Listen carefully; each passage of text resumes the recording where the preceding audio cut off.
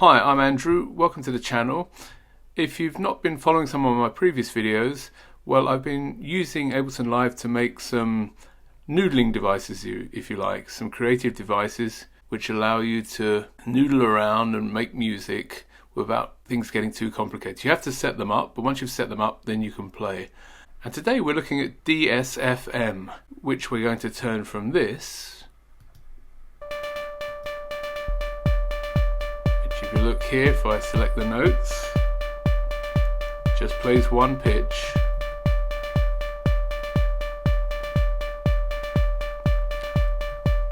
Into this.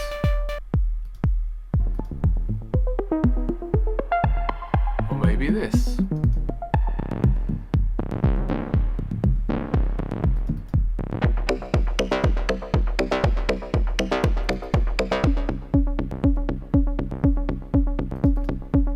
Again,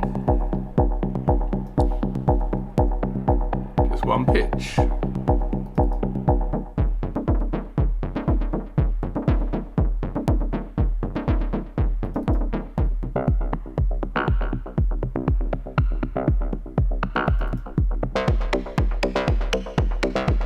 Okay, let's have a look what's going on here.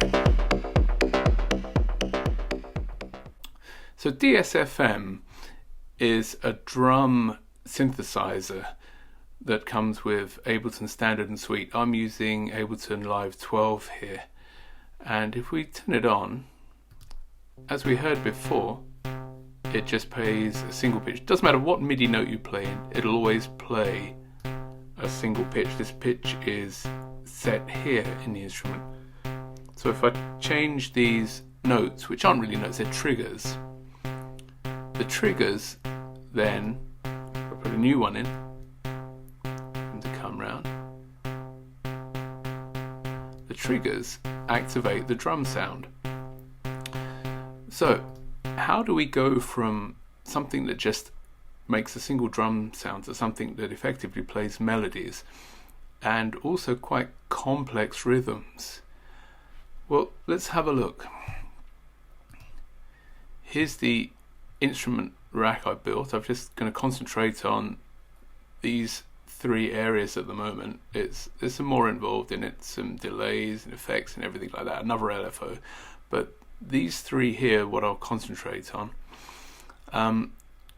For anybody who just wants to use this instrument to be creative and make music, then skip to the timestamp below to where I set the instrument up. You can just duplicate what I do during the setup, and you don't have to worry about the weeds here, because the weeds can get quite thick.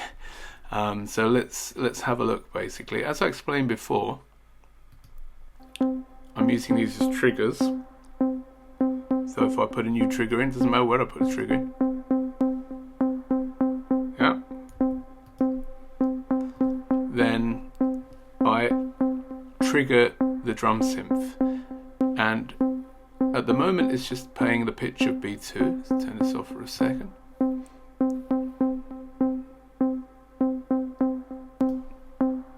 Sorry. At the moment it's just playing a pitch B2, even though I'm feeding it with C3 triggers, it plays B2. So how do we get it to make melodies, etc.? Well, I'm using a MIDI effect here called Expression Control. And this receives various inputs: velocity, pressure, slide, can generate random MIDI notes, and outputs MIDI information. Effectively, you can manipulate the sounds coming in and change them, send out different MIDI values. As an example, you can see here with this increment, it has one step defined. This one step means I play B2 here, I'll turn it back on, and nothing else. And these two functions here, the output range and the steps, are combined to allow you to send out a series of MIDI notes. I'll show you here. I have the number of steps here mapped. If I increase this, you see some dots appearing here, but we're still outputting only B2. I have now 14 steps. Why is it doing that? Well, it's constrained, and it's constrained by this output range. Let me just reduce the number of steps again here, down to something simpler. Well, actually, we'll stay with 1, because then it might be easier to explain the output range. At the moment, I'm on 0%. It plays B2. If I decrease this, or increase it, try to do this gently. Let's go -1 maybe, -1. The note has changed. Change it again.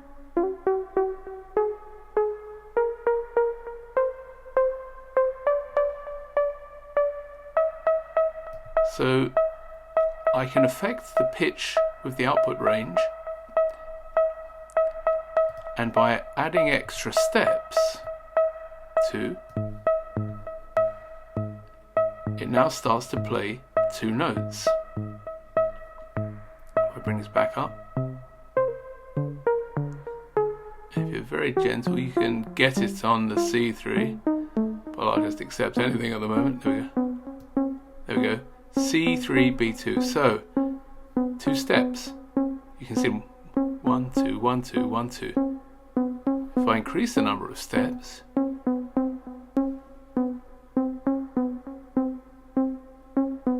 again it's constrained because I haven't given it enough range. So I've got 14 steps, but my range is too restrictive. So let's change this back to, let's go to 5 and increase this.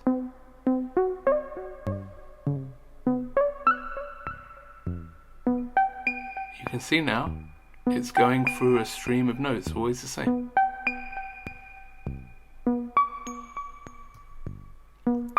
Two things: number of steps and the range you allow them to operate in. If you restrict the range, the steps don't matter, they're constrained. But now I can add, in this larger range,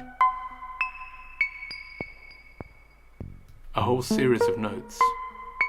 If I go to 100%, I might be going from C0 to G8 or C-1 to G8. This, I think that's the maximum range we have. That's the maximum range where it can plant these notes in here, activated by these triggers up here. Okay, so I hope that's understandable. Let's set this back to 1 and reset the range to 0. That's the basis of it, controlling the pitch of the SFM with this expression control. So how do we make that interesting?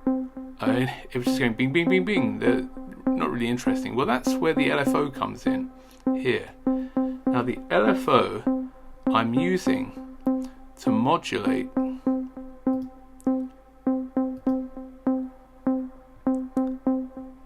two LFOs. I'll come to this one in a second, that's for tone, but this one is for pitch modulation.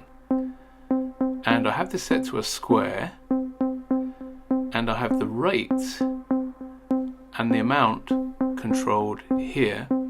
So the FM pitch rate here, which I've set to musical values. So if I change the pitch rate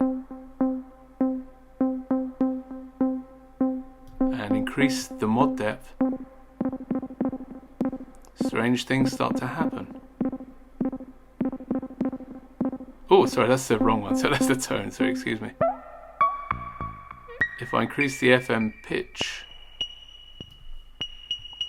I now increase the output range for this one step. So this one step can play now across a large output range, controlled by the square wave in musical, rhythmical values.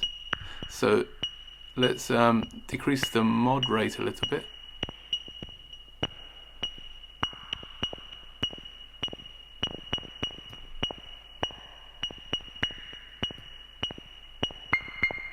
And set this back to increase the depth, sorry. And increase the rate, sorry. Decrease the rate, decrease the rate. Let's go to quarter notes. So now we have this playing square wave triggers every quarter note a pitch here. This range is controlled by this depth value, pitch depth, mod depth. You can see that the little blue bar increasing, go to 100. So I can allow this single note, I'm only playing one here. I can control the range it has.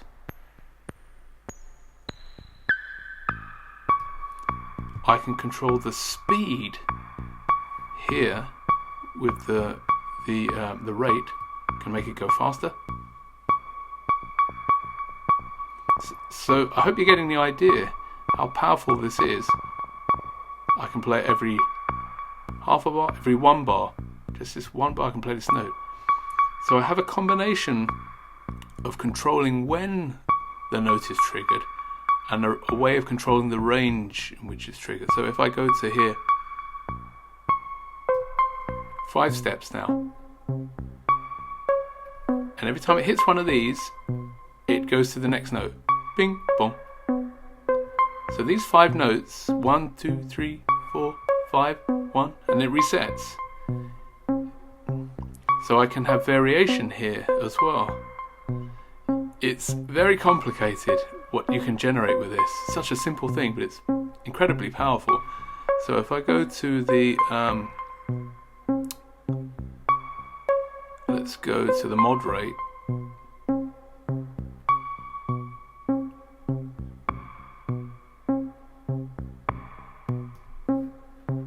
Five steps.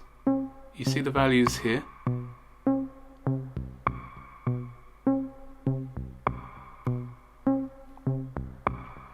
The range is quite narrow. Increase the depth. I open up the possibilities available. Right, well, I hope that makes sense. You know, I've had to bash my head against the table a couple of times for myself to, what did I do? But I hope it makes sense. Let's have a look at what else we have in here then. What else is going on? So we'll set this to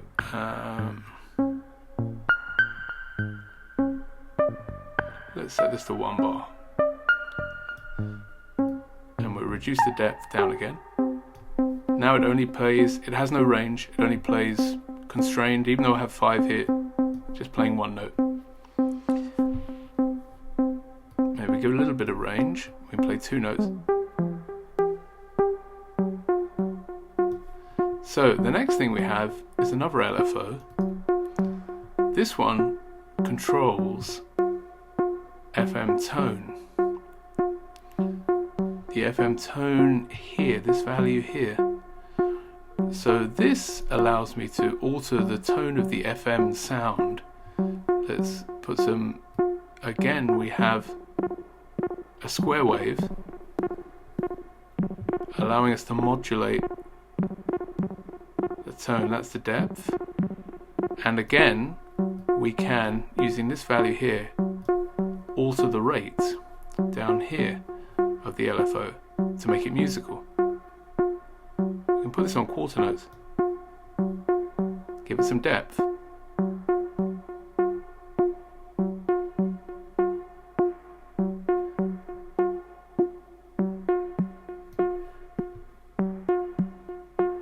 So we now have these 2 steps, not only playing different pitches, but also with this LFO affecting the sound of the FM drum. I could change this now to 1/3, but I can also, and this is where it gets interesting, start playing with the different time divisions here. Let's change the time division on this LFO here. I think we can close the expression control for a second.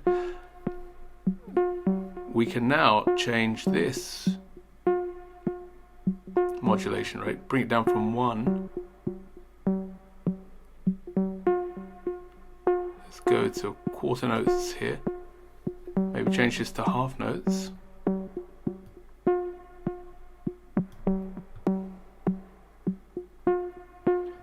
And if you, I think you get the idea, I can make any combination of rhythm.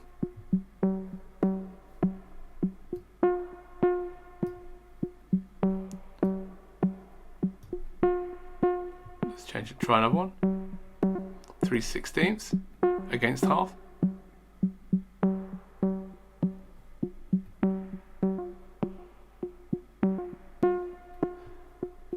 Now let's put a few more notes in here. And now let's start playing with the FM values, which are also mapped here. We have the tone, the feedback, the FM amount, modulation, pitch, they're all mapped here, so I can increase the FM amount.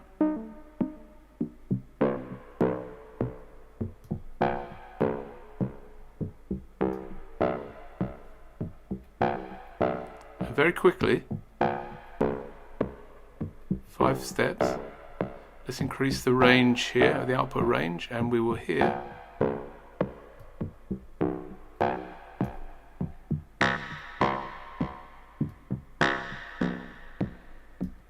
start to let it breathe.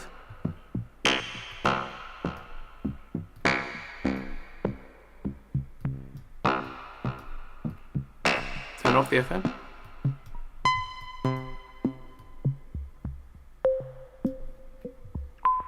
I mean, I'm at 50 BPM at the moment, just so I could explain this. But that's how it's set up.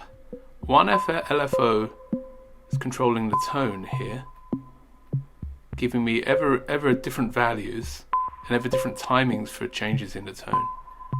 And this LFO controls effectively the pitches coming into the instrument. So with that, we can let's close this here.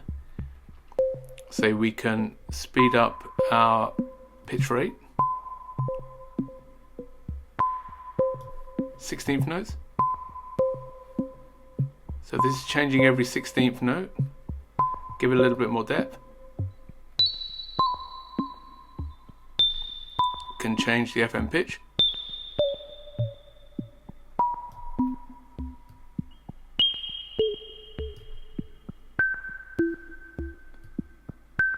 And we can change the rate at which we modify the FM tone.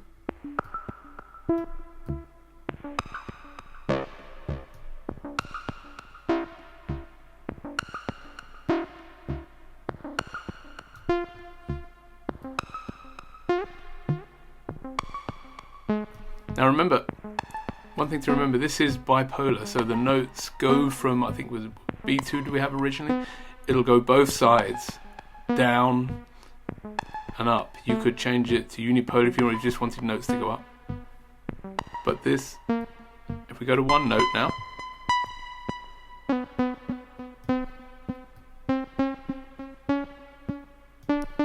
okay, I hope that's understandable. Let's turn it off for a second. The rest of the rack is effectively, I have a filter here which I've set to high pass, and I've just trimmed off a bit of the bottom end. I have an auto pan to move the tones around in the stereo field, a delay and a reverb, and a looper if I want to capture something here. So I have this set up to capture 4-bar loops. If you're not sure how the looper works, I'll leave a link up here to another video I made where I was explaining how to use the looper. So if I wanted to capture this, I just press record. I live capture any madness that's going on here. Not the most exciting loop. Here we go. I now have that as an audio recording, which I can drag out of here either into my library or into the arranger here. Okay, so let's clear this. Don't need that playing. Let's turn that off as well before we go mad. Yeah, so if I increase the tempo again, something a bit more suitable, then we can, with the variants I've made here, effectively presets, we can make these kind of sounds. A little bit of playing around. You literally just add a drum and you're off.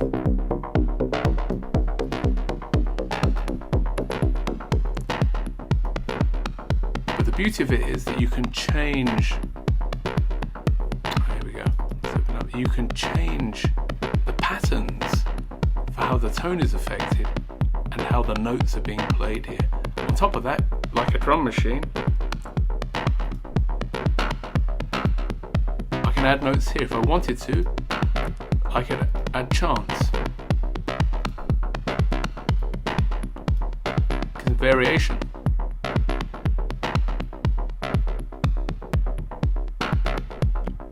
Think you understand?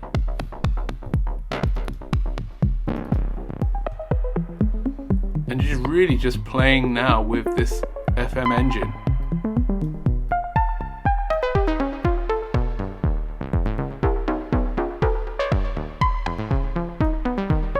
Changing up.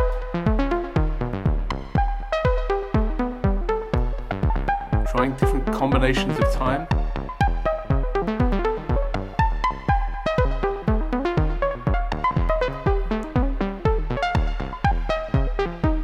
Until you get things that groove.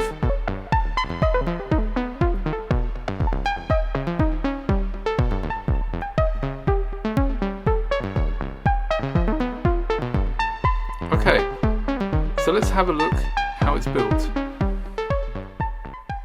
Okay, so I've removed the synth and the LFOs and the expression control from the original rack. To speed things up a little bit, I've kept the original macros here, the names, and I've not deleted the filter, delay, reverb, because those you can add at your will. So let's just have a look how things are set up, how you set up the actual instrument. First of all, maybe just for some info on the main, I have a limiter just to control any sort of unwanted signals. Loud signals, it's always advisable to have that, I find, on these things. We have then an instrument rack, which, if you don't know, you can just select here, drop in, and start adding your effects and instruments to. So let's go with, to begin with the FM synth. We'll drop that in here, turn him off.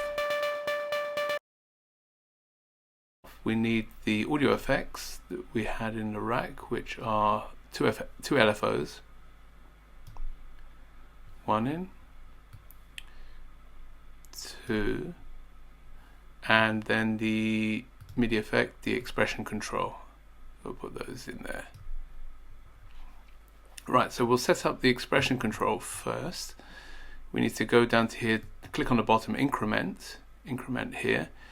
We can target this to the pitch of that.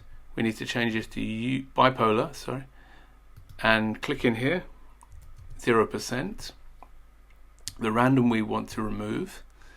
Steps we can leave for a second. So that, I believe, should be set up.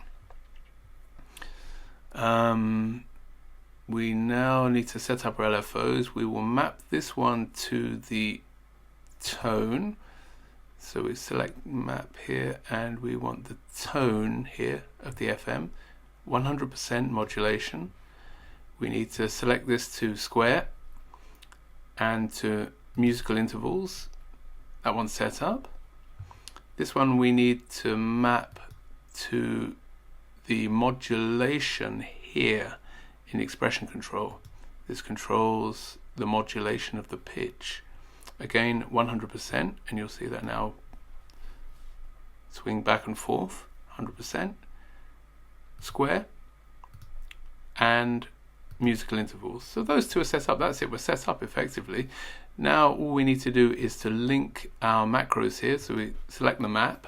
I say I've done these in advance, I've just kept these because it's quicker. We have the FM tone here, so we'll select that, map that, the FM feedback, map that, the FM amount, FM mod. So we have full control over the DSFM, the pitch, from the macros.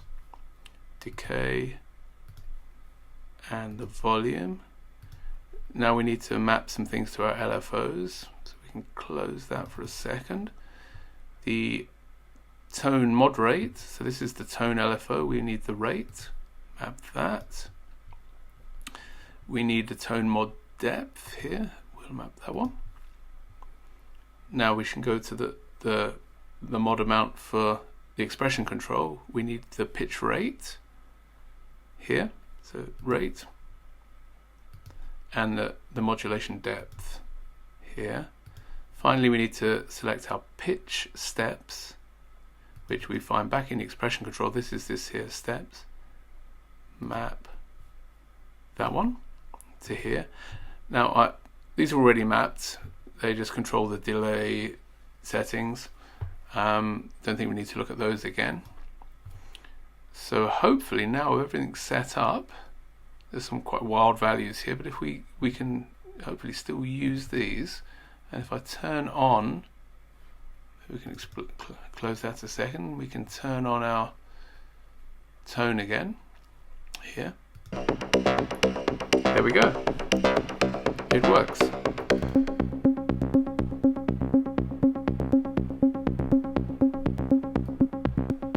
Well, I hope that's useful to somebody. They can make some music with it, have some fun.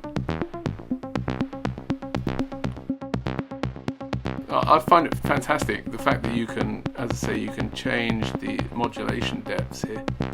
You can change the rate of the rhythm. You get some very strange things going on. Thanks for watching. Bye-bye.